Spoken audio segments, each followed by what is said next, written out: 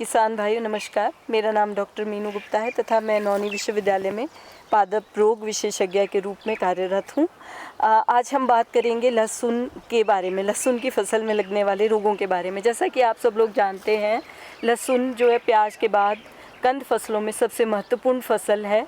यह बहुत ही सहनशील फसल है तथा इसीलिए लगभग पूरे भारतवर्ष में इस फसल की खेती की जाती है। इस फसल में अन्य कंद फसलों की अपेक्षा अधिक पोषक तत्व मौजूद हैं और इस फसल के जो लहसुन का है उसको कई रोगों के उपचार के लिए भी इसका प्रयोग किया जाता है। जब हिमाचल प्रदेश में भी लहसुन की खेती व्यावसायिक तौर पर की जाती है और यहाँ का लहसुन ना केवल देश भर में बल्कि विदेशों में भी अपनी उच्च गुणवत्ता के लिए प्रसिद्ध है। हिमाचल प्रदेश में लहसुन की खेती कुल्लू, शिमला, सिरमौर, मंडी आदि ज़िलों में मुख्यतः की जाती है। हालांकि सभी ज़िलों में इसकी खेती की जाती है, परंतु पिछले कुछ समय में जैसे कुल्लू ज़िला में लहसुन की फसल में एक विशेष रूप से हमें समाचार पत्रों द्वारा पता चला कि वहाँ पे एक बीमारी ने पूरी तरह से ही लहसुन की फसल को नष्ट कर दिया है। जब हमने उसको लक्षणों के आधार पे उस बीमारी को हमें लक्षण के जो फोटोग्राफ्स वहाँ से प्राप्त हुए तथा हमने उनको पहचानने की कोशिश की तो हमने देखा कि यह सफ़ेद रोग है। तो मेरे साथ मेरे कुलीग भी हैं, डॉक्टर भूपेश। नमस्कार। हाँ, जो हमने उस समय लक्षण जो हमने देखे वहाँ से फ़ोटोग्राफ्स मंगवाने के बाद कृषि विशेषज्ञों द्वारा, और हमारी एक टीम भी गई है वहाँ पे, उन्होंने भी उस क्षेत्र का दौरा किया, उन्होंने भी वो सैंपल्स हमारे साथ शेयर किए।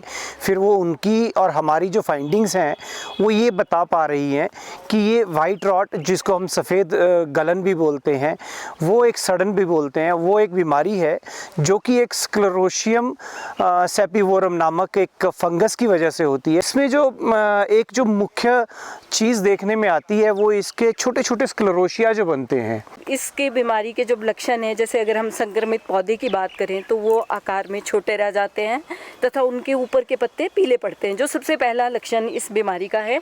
फिर जब हम वो आसानी से जब हम उसको उखाड़ना चाहें तो वो आसानी से मिट्टी से निकल जाते हैं। जब हम उस संक्रमित पौधे का कंद यदि हम देखें तो उसके ऊपर सफ़ेद फफूंद का कवक जाल और रोएदार ग्रोथ जो है हमें संक्रमित बल्ब के ऊपर या कंद के ऊपर देख सकते हैं। और जो ये रोएदार और सफ़ेद कवक जाल है, इसके ऊपर बहुत छोटे काले रंग के जो स्क्लेरोशिया बनते हैं, जो कि अफीम या पोस्त के जो दाना है उसके आकार के होते हैं। तो आप बता रहे थे कि वो पोस्त के दाने के बराबर छोटे छोटे काले रंग के स्क्लेरोशिया बनते हैं। आमतौर पे हम इनको नंगी आँखों के द्वारा तो शायद नहीं देख पाते हैं, वो एक काला सा उसके ऊपर परत चढ़ी हुई नज़र आती है। जी डॉक्टर साहब, जब हम उन संक्रमित जो कंद हैं उनको देखते हैं तो काले काले बहुत छोटे और सफ़ेद कवक जाल, उसके बीच में काले काले धब्बे जैसे वो दिखाई देते हैं। जब हम उनको लेबॉर्ट्री में आइसोलेट करते हैं उसके बाद वो सफ़ेद कवक जाल हमारी पेट्री प्लेट में हम आसानी से देख सकते हैं और कुछ दिनों के बाद ये ब्लैक स्क्लेरोशिया कल्चर में भी बन जाते हैं। और ये जो स्क्लेरोशिया हैं ये बीज का काम करते हैं, जैसे इस फफूंद के लिए, तो ये कई वर्षों तक मिट्टी में जीवित रहते हैं। और यदि हम लहसुन को बार बार या जो प्याज वर्गीय फसलें हैं जिसमें प्याज, लहसुन या कोई अन्य, तो उनको हम बार बार एक ही खेत में लगाते रहते हैं तो उससे इस बीमारी का प्रकोप बढ़ जाता है। उसके साथ साथ मध्यम तापमान जैसे 20 से 25 डिग्री सेल्सियस और अधिक नमी यदि मिट्टी में है तो वो इस रोग के लिए अनुकूल अवस्थाएं हैं, उनमें इस बीमारी की आने की संभावना ज़्यादा बढ़ जाती है। और जो इस रोग का शुरुआत है वो ज़्यादातर संक्रमित कंद से ही होती है। जब हम संक्रमित कलियों का रोपण करेंगे तो और फिर उसके बाद ये खेत में बीमारी आरंभ होती है और फिर धीरे धीरे ये खेत में स्थापित हो जाती है। तो और ये कई वर्षों तक इसके ये जो बीज हैं जिनको हम स्क्लेरोशिया बोलते हैं, ये कई वर्षों तक मिट्टी में जीवित रहते हैं। यानी कि जो ये स्क्लेरोशिया है यही है जो कि बीमारी को आगे फैलाने का काम करता है साल दर साल। और जो कि लिटरेचर कहता है वो ये भी देखा गया है कि ये 10 से 12 साल तक ये जीवित रह सकता है वहाँ एक मिट्टी में। जी, तो ये मतलब यदि इसको अनुकूल अवस्थाएं मिलती रहती हैं तो जब जैसे ही फसल दोबारा प्राप्त होती है जिसमें प्याज या लहसुन है, और ज़्यादातर किसान हिमाचल प्रदेश में क्योंकि ज़मीन कम है तो लोग बार बार लहसुन या प्याज एक ही खेत में बार बार लगाते हैं, तो उस वजह से इस बीमारी की संभावना और ज़्यादा बढ़ जाती है। यानी कि इसको कंट्रोल करने के लिए हमें ज़्यादातर जो सबसे मुख्य चीज़ के ऊपर ध्यान देना चाहिए वो रोग चक्र, जो जिसको हम फसल चक्र कहते हैं, रोग चक्र को काटने के लिए वो हमें अपनाने की ज़रूरत होनी चाहिए इसमें। जी देखिए डॉक्टर साहब, बीमारी आने की हम जैसे बता रहे हैं कि दो ही संभावनाएं, यदि बीज द्वारा या फिर आपका जो मिट्टी द्वारा। तो बीज का जो हमारा संक्रमण है उसको रोकने के लिए यदि हम बीज रहित और स्वस्थ कलियों का प्रयोग करेंगे तो उससे बीमारी की रोकथाम होगी। और उसके साथ साथ जब हम बीज को, कलियों को, हम लहसुन की कलियों को लगाएं तो बीज उपचार करें, उसके लिए ट्राइकोडर्मा द्वारा हम उसको संशोधन कर सकते हैं। बीजों का भी संशोधन हम ट्राइकोडर्मा के द्वारा कर सकते हैं। और उसके अतिरिक्त हम जो खेत की तैयारी जब करते हैं, बुआई की तैयारी करते हैं, उस समय जो गोबर में हम ट्राइकोडर्मा को, अगर कल्चर को मिक्स करके गोबर को ही उपचारित कर लें, उसी का संशोधन कर लें, मुझे लगता है उससे भी हमारी इस बीमारी को कंट्रोल करने में कुछ ना कुछ मदद जरूर मिलेगी। जो ये ट्राइकोडर्मा है, वास्तव में ट्राइकोडर्मा भी एक तरह का फंगस ही है, कवक ही है, जो दूसरी कवक के अगेंस्ट काम करती है। और ये अगर हम इसको इस्तेमाल करें तो ये सतत रूप से हमारे बीज के साथ लग के और हमारी ज़मीन में जाकर के सतत रूप से कार्य करेगी। तो जो वहाँ पर इनोकुलम स्क्लेरोसिया के रूप में है उसको भी वो कंट्रोल करेगी। तो इसकी जो मात्रा है बीजोपचार के लिए वो 5 से 10 ग्राम, अगर आपके खेतों में संक्रमण थोड़ा ज़्यादा है तो आप 10 ग्राम प्रति किलोग्राम जो आपका बीज है उसको लेकर के उसमें इस पाउडर को छिड़क दीजिए और हल्का हल्का उसके ऊपर पानी का छिड़काव कीजिए ताकि वो पाउडर जो है वो उसके साथ चिपक जाए। और दूसरा जो है, एक और जो मैंने आपसे बात कही थी कि इसको हम गोबर की खाद में मिलाकर के भी इस्तेमाल कर सकते हैं। जो हम 2 से 2.5 kg प्रति क्विंटल गोबर की खाद में अगर मिक्स करें तो उसको मिक्स करके एक ढेर बना करके रख लें और ढेर में उसको बराबर मिक्स करने के बाद उसके ऊपर जो हमारी बोरियां होती हैं उनसे उनको ढक दें और उसके ऊपर पानी का छिड़काव करके नमी को बरकरार रखें।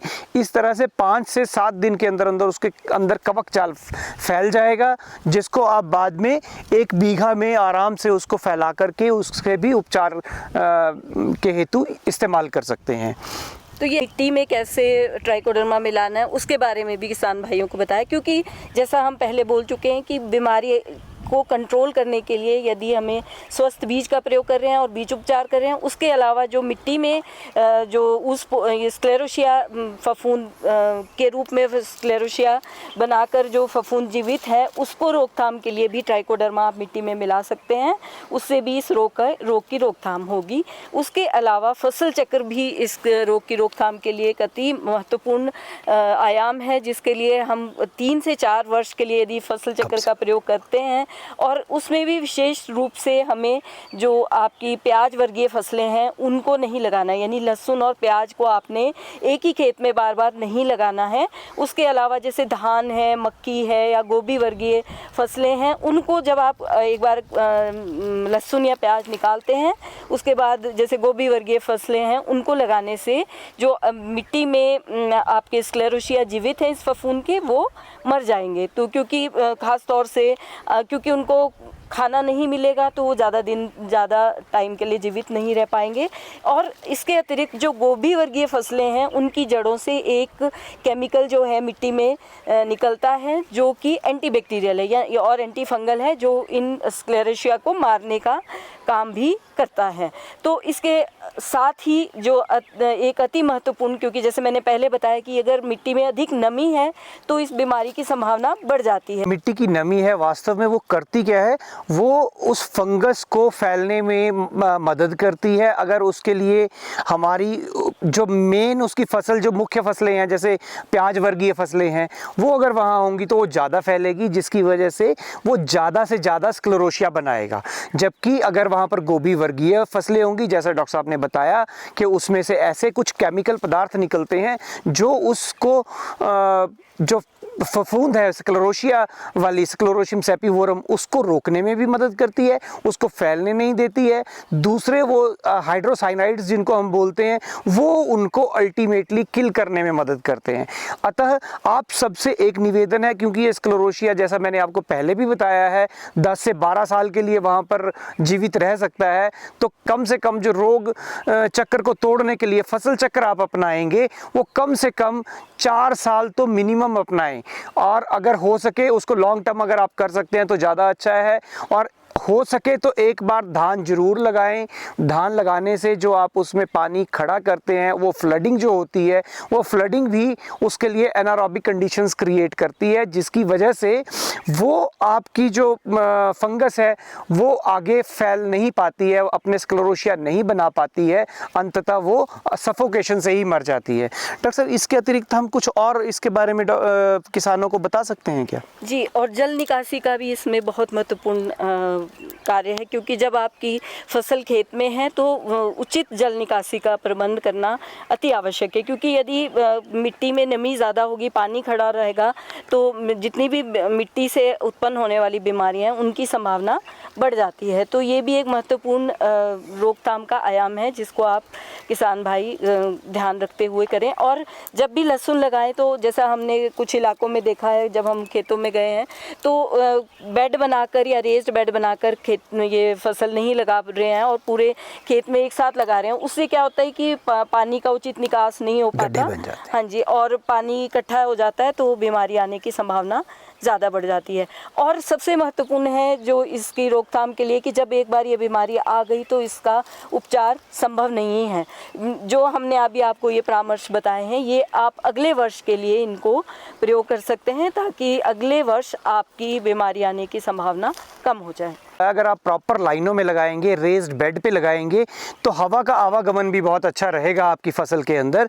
क्योंकि आपको याद हो, शुरू में ही बोला था कि इसके लिए नमी अगर अधिक होगी तो भी ये बीमारी ज़्यादा आएगी, और जब हमारी फसल लाइनों में नहीं होगी तो उसमें हवा का आवागमन भी अच्छा नहीं होता है, जिसकी वजह से वहाँ पर मुख्य प्रॉब्लम जो आती है वो नमी की वजह से वहाँ पर रिलेटिव ह्यूमिडिटी बढ़ जाती है, जिसकी वजह से ये ज़्यादा स्क्लेरोसियम आपकी फैल जाती है। और मैं वापस एक बार इस चीज़ को रिपीट कर रहा हूँ कि आप रेस्ड बेड लगाएंगे, अगर आप लाइनों में लगाएंगे, अगर आप रोग चक्र को तोड़ने के लिए अपना फसल चक्र अपनाएंगे और ट्राइकोडर्मा का उपयोग बीज के संशोधन में करेंगे और साथ में अपनी खेत की मिट्टी को संवारने में करेंगे, तो आप इस बीमारी से धीरे धीरे अपने खेतों से निजात पा सकते हैं। मैं आपको बता रहा था कि ये सारे जो क्रियाएं हैं, सस्य क्रियाएं, जब आप कर लेंगे तो आपको इस बीमारी से काफ़ी हद तक निजात मिलेगी।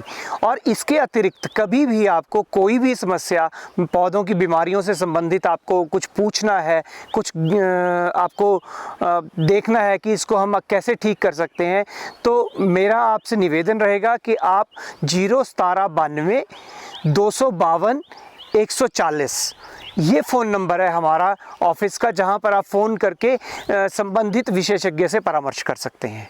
धन्यवाद।